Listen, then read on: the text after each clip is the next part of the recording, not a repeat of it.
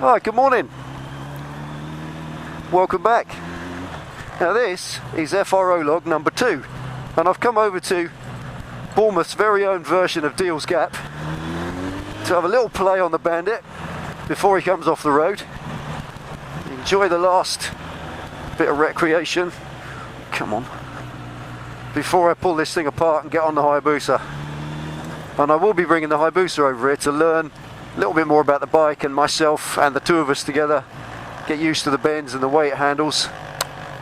Oh God, stuck behind. Now this place is where we come, like I said, just to exercise the bike, exercise your skills. It's so bendy you can't really go over 30 mile an hour much. It's a bit wet this morning, and this is obviously late in the day now. It's 10 o'clock and this is a bit parked out, as you can see. All the office workers park around here, so you can't go too quick in case some spanner walks out between two cars. But when it's empty in the mornings, like 7 o'clock in summertime, get over here and get some proper scratching done. This is great fun. So anyway, to the F.R.O today. In my opinion, my humble and not ill-considered opinion, petrol stations, modern filling stations, can fuck right off. Once upon a time these used to be garages where you could buy some oil and some spark plugs and maybe some bulbs and a wiper blade or two. What doors?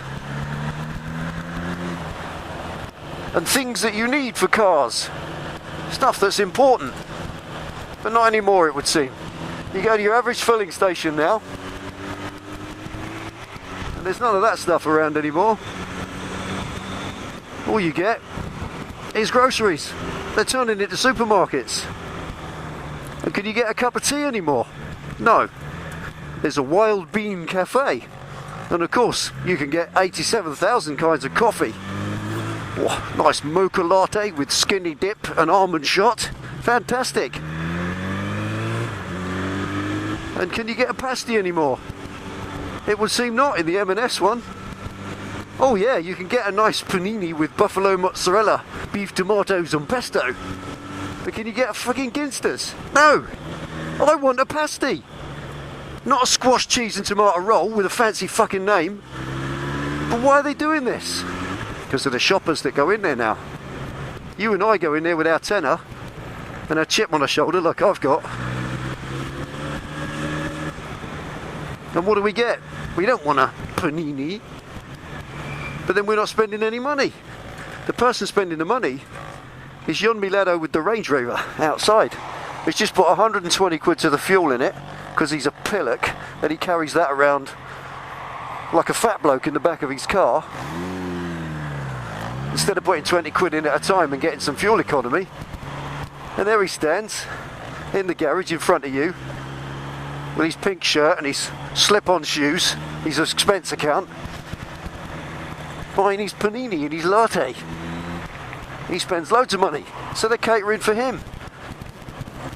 Or some grubby little oik like me. And I think that's a shame. Even the independent garages when I was a kid, they come out and put your two-stroke oil in your tank for you, or they put it in your... I used to run my RD250 when I was 17 on premix because I didn't trust the pump or the hose that connected it, and I'd had a few mates seize them up. So we used to run them on premix. In the local garage, he had a Bowser, like a little pump thingamabob.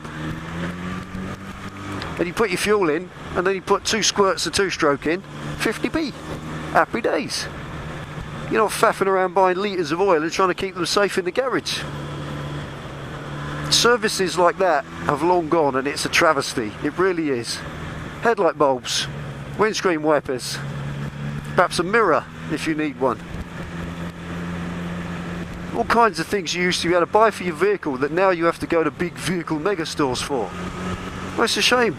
And also they were garages. Out the back of these old petrol stations there was a little garage. A couple of mechanics, load of tools, they do a few MOTs, bit of servicing, get you some tyres, do your exhaust for you. They were a garage. You bought your petrol at the garage.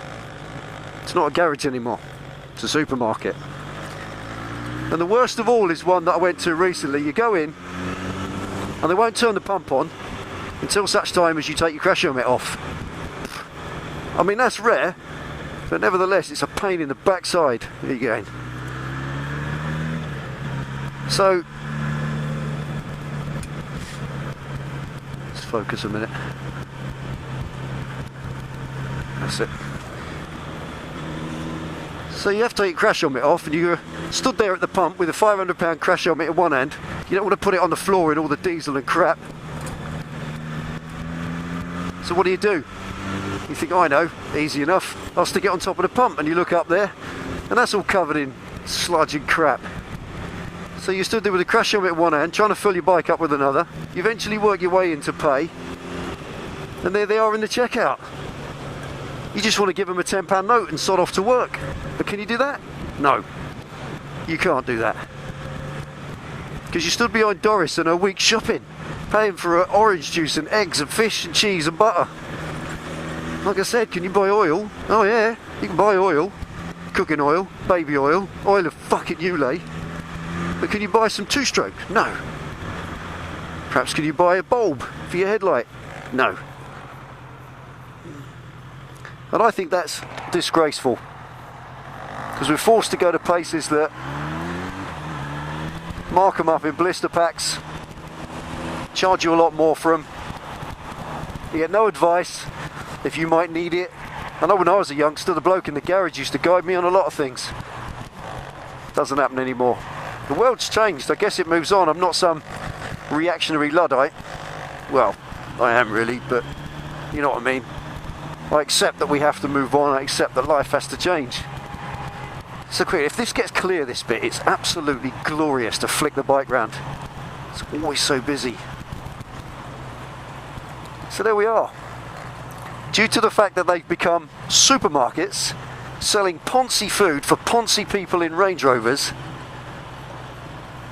and housewives who want to come in and do a bit of shopping, they're no longer a garage that they need to be for those of us who require that service. So modern petrol stations, in my humble opinion, can fuck right off. I'm going to do a quick lap. Concentrate a bit. And then sign off. Whoop.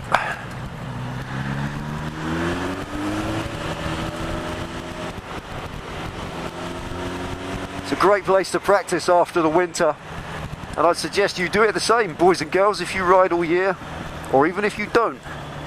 When the spring comes, it pays to get out, exercise your bike, exercise your abilities and skills, brush yourself back up to standard on a nice safe piece of road that you know really well. Do your pre-ride checks, get your tyre pressures right, go and scratch a bit of undercarriage. That's what life's about. So thanks for watching Delboy's Garage. This has been FRO log number 2. Petrol stations can fuck right off. Go back to being garages like you're meant to be. Take care, ride safe, and keep it real.